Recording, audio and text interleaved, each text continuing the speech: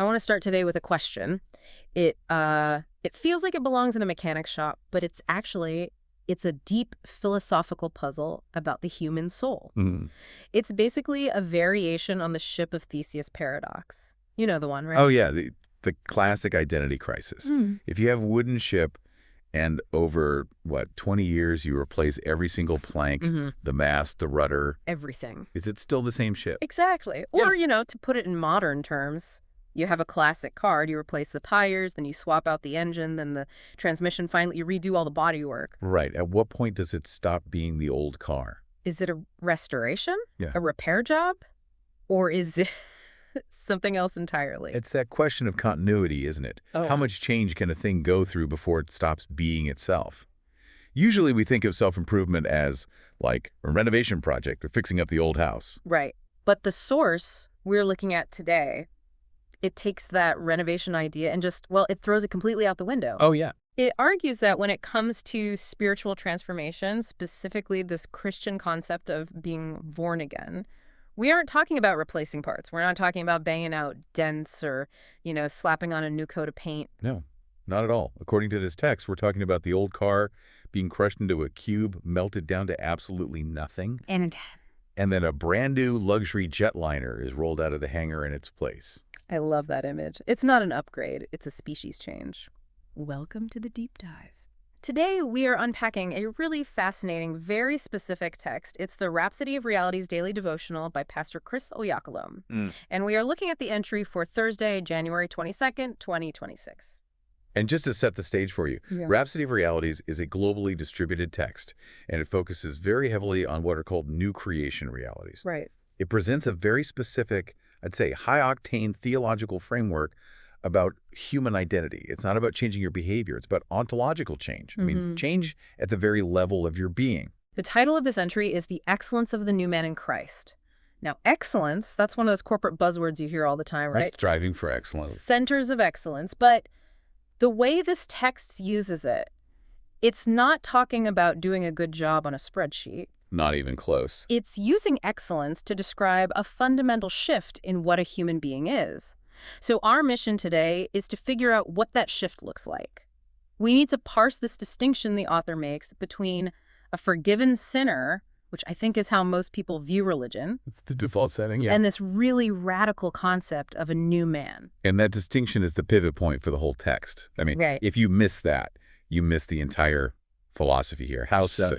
If you see yourself as a forgiven sinner, you operate under one set of rules, psychologically, spiritually. But if you see yourself as a new man, this text argues you're operating in a completely different dimension of reality. So let's get into the machinery of this, the core distinction. The text opens with a statement that is just, it's surprisingly blunt. It says, quote, "You're not a forgiven sinner, but a brand new creature." It's a direct challenge to a really common narrative. I mean, think about that label, forgiven sinner. Yeah. It sounds nice, right? It sounds comfortable, humble, even. It feels safe. It acknowledges, hey, I mess up, I have flaws, but, I'm off the hook. It's a relief. It is relief, but think about the identity it reinforces. Just break down the phrase, forgiven sinner. The noun, the core identity, the heavy lifting in that sentence, is still sinner. The adjective forgiven is just a modifier. It implies that your operating system is still designed to sin. You've just been given a legal pardon. So it's like you're a criminal who isn't going to jail because the governor called, but you're still at your core a criminal. You still think like one. You just got lucky. Exactly. It implies the sin nature is still the engine under the hood. You're a broken vase that's been glued back together. You can hold water, sure, but if you look close, the cracks are still there. And you're fragile. You know you're fragile. You're always worried you'll just shatter again. That's a heavy psychological burden. It's like walking on eggshells with your own soul. Precisely. But this text, it argues that this view is just factually incorrect for the believer.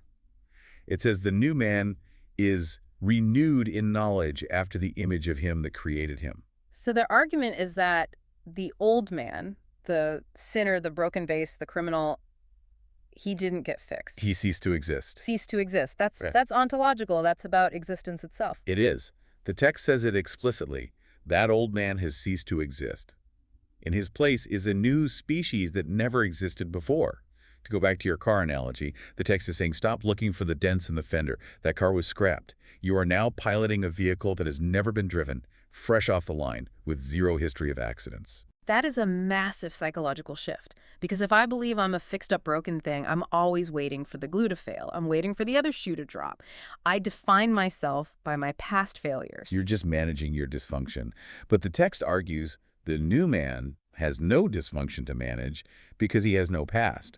And it backs this up with Colossians 1.22. The descriptors there are intense. It lists 3 legal statuses: holy, unblameable, and unreprovable. Hey, let's stop on unblameable. That sounds, well, it sounds impossible. I mean, everyone is blamable for something. I forgot to take the trash out this morning. I'm blamable.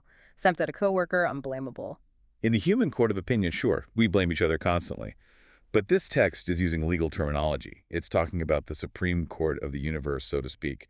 Unblameable here means that when the Creator looks at this new man, he finds absolutely no grounds for accusation. No grounds at all. None. The text says he holds absolutely nothing against you. Wow. That is hard for the human brain to process. We are wired for guilt. We have that inner critic just running 24/7, right? Pointing out every flaw, every missed opportunity. That cringe-worthy thing we did 10 years ago. Exactly. That inner critic is loud. But this text is claiming that God's view is the opposite of that. It claims God looks at the new man and sees a reflection of himself. Unreprovable essentially means free from accusation. It's like having total diplomatic immunity. Diplomatic immunity is a great way to visualize it. Yeah, imagine you're an ambassador. The local laws that would condemn a normal citizen, they just don't apply to your status. You walk through the world protected by a higher law. So you're walking around with this diplomatic immunity against spiritual accusation. The charges just slide right off. In a sense, yes. But it goes deeper than just legal immunity. Immunity protects you from outside consequences. This text argues the change is internal. It says this new man thinks, talks, and acts like God. Okay, now wait a minute. To play devil's advocate here, that sounds incredibly arrogant. Acts like God. That's a steep claim. It sounds like hubris. I get that reaction, I really do. But within the specific theological framework of this text, it's not arrogance, it's genetics. Spiritual genetics. How do you mean? The argument is, if you are born of God, you share his nature. It's the whole like father, like son principle. If a golden retriever puppy acts like a golden retriever, fetches and wags its tail, is it being arrogant? No, it's just being a dog. Exactly. It's acting according to its DNA. It can't help it. So the argument here is that godlike behavior, love, excellence, wisdom is the natural instinct of this new man. It's not a performance, it's a pedigree. So you aren't trying to mimic God, you are expressing a nature you were born with. Correct. And to really drill this down, the author brings in Ephesians 2.0. Now, I noticed the text leans really heavily on the Amplified Bible, Classic Edition, the AMPC. I was going to ask about that. Why that specific translation? Well, the Amplified Bible is designed to act like a built-in thesaurus. It takes the original Greek words and expands them into English to catch all the nuance that a single word might miss. Okay. So in Ephesians 2.7, a standard translation might just say, we are his workmanship. Which is fine, but a little dry. Right. But the AMPC renders it as, for we are God's own handiwork. His workmanship. Handiwork. That feels so much more personal. Workmanship could be a factory stamping out plastic forks. Handiwork implies a craftsman at a bench. It implies touch, focus.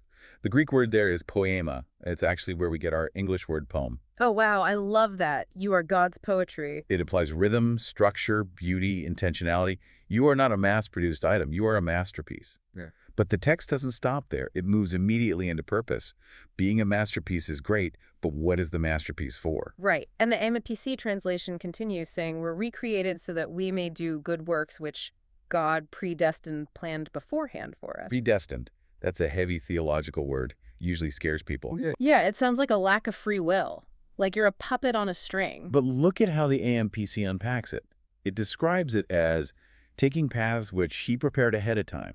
And then, this is the kicker, living the good life which he prearranged and made ready for us to live. The good life which he prearranged. So the argument is that the road is already paved. The itinerary is set. Not just paved. The logic here is that the environment for your success is already built.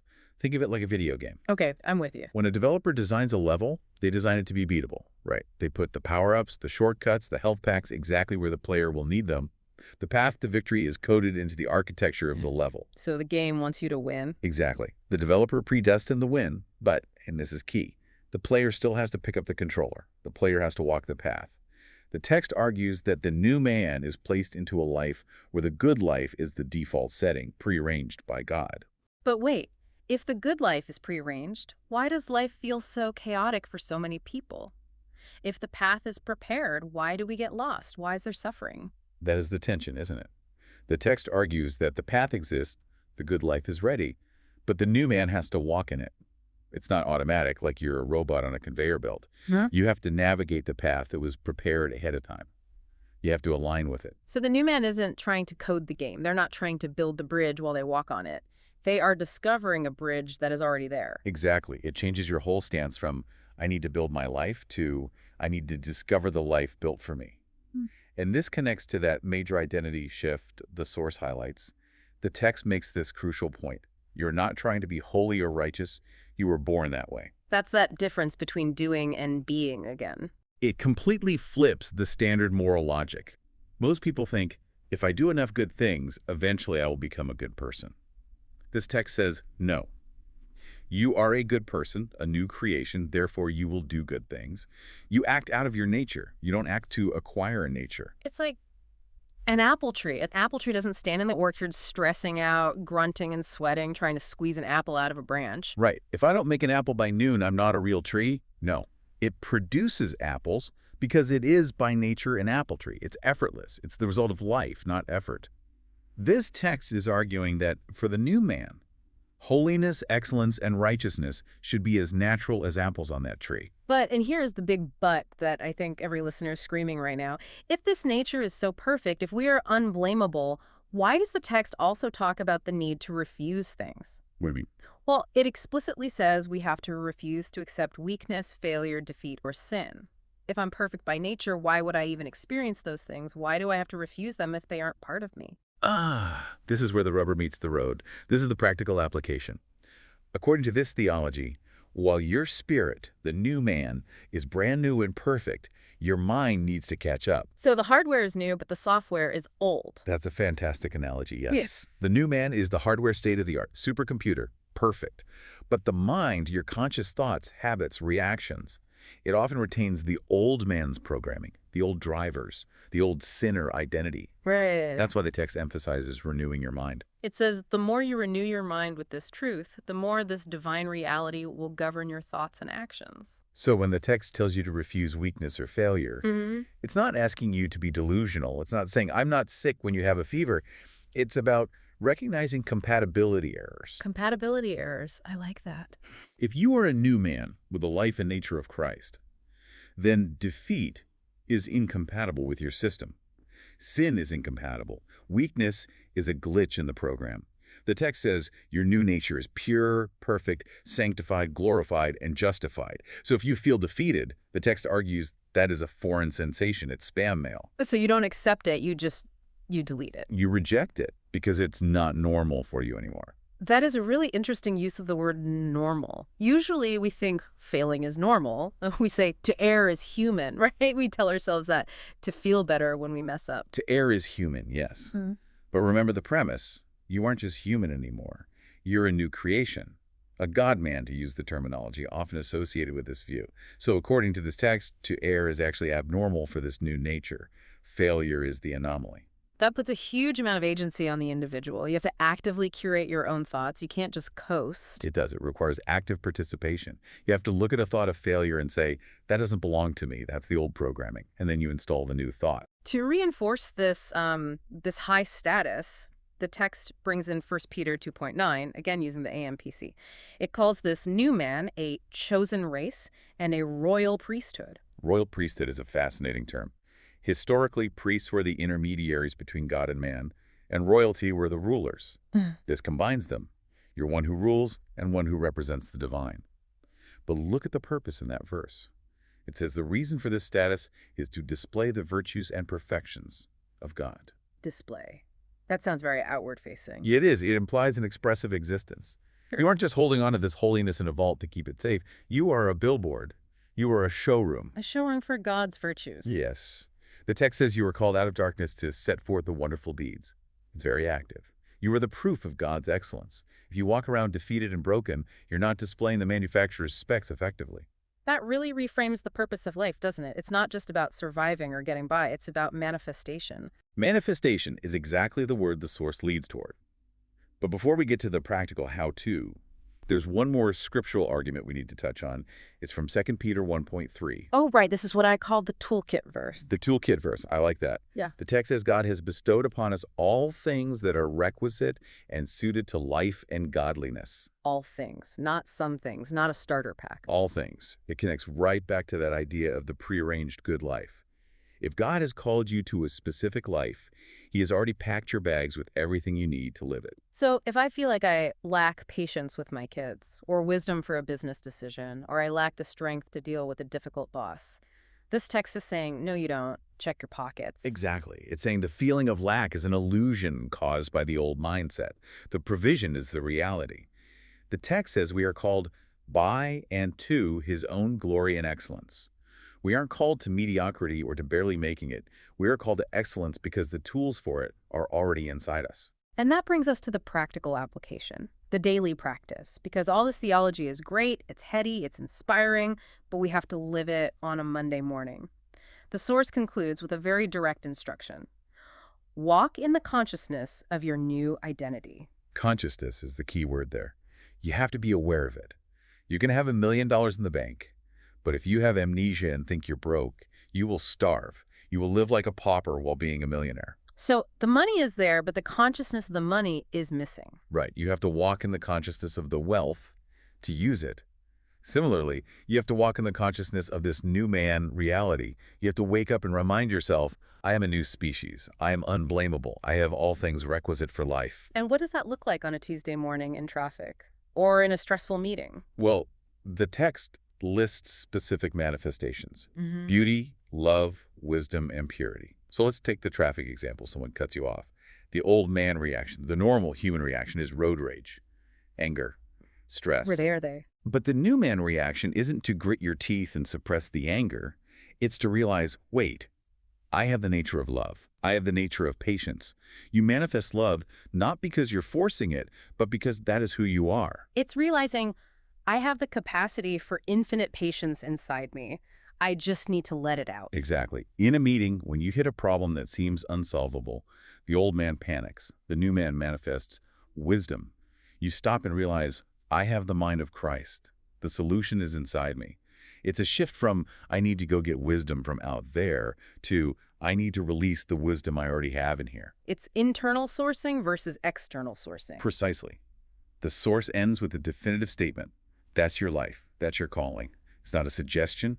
It's a definition of reality. You know, as we wrap this up, I keep going back to that initial distinction we made at the very top, the repair job versus the new creation. It changes everything about how you navigate the world. It really does. If you see yourself as a repair job, you're always defensive, hiding your cracks. You define yourself by your past breaks. I'm the guy with the temper. I'm the girl who always messes up relationships. That's repair job thinking. And repair job thinking is exhausting. It's constant maintenance, constant anxiety. But new creation thinking says, I don't have a past. It allows you to divorce yourself from your history. Old things are passed away. You are defining yourself by your future and by your creator's definition, not by your history. It's a completely forward-facing existence. It creates a massive sense of freedom. If I'm unblameable, I don't have to spend my energy defending myself. You don't. And think about the psychological release of that. If God finds no fault in you, why are you so worried about what your boss thinks or what your neighbor thinks? It reorients your entire validation system. You're validated by your nature, not your performance. We've covered a lot of ground here today. We've moved from the idea of the sinner to this brand new creature. We've looked at the legal status of being unblameable. We've explored the idea of life being a prearranged good path, that video game level designed for us to win. And the responsibility we have to renew our minds, to simply refuse to accept the glitch of failure or defeat. It's a high bar, for sure. But the text argues it's not a bar we have to jump over, it's the platform we're already standing on. That is a beautiful way to summarize it. Now, before we sign off, I want to leave our listener with a thought. We talked about being unblameable. We talked about God holding absolutely nothing against this new man. Right.